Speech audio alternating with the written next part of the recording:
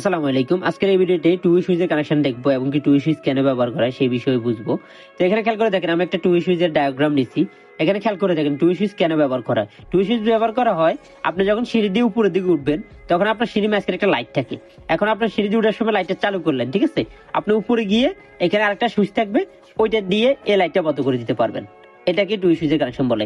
আসলে এই কানেকশনটা কেন কিভাবে করবেন সেই বিষয়টা আপনাদেরকে বুঝিয়ে দিই।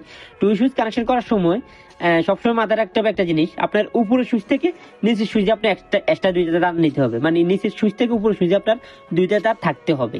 তো এই তারগুলো কোথায় কানেকশন করবেন? একটা সুইচের নিচে লাগাবেন আর একটা উপরে লাগাবেন, ঠিক আছে? আর মাঝখানে এটা খালি থাকবে। টুই সুইচের সুইচগুলো কিন্তু অন্যরকম। ওইটা টুই সুইচে আপনার যে সুইচগুলো থাকে ওইগুলো আপনার একটা সুইচে তিনটা টার্মিনাল পাবেন তার লাগানোর জন্য। তাহলে দুইটা তার একটা উপরে একটা নিচে লাগাবেন। আবার এখানেও সেম, একটা উপরে একটা নিচে।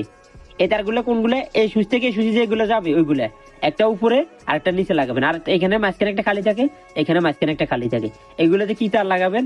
এগুলোতে আপনার লাইটের পেজ, যেটা লাইটের মেন পেজ, এটা আপনি একটা এই সুইচের মাঝখানে লাগাতে পারেন বা এই সুইচের মাঝখানে লাগাতে পারেন।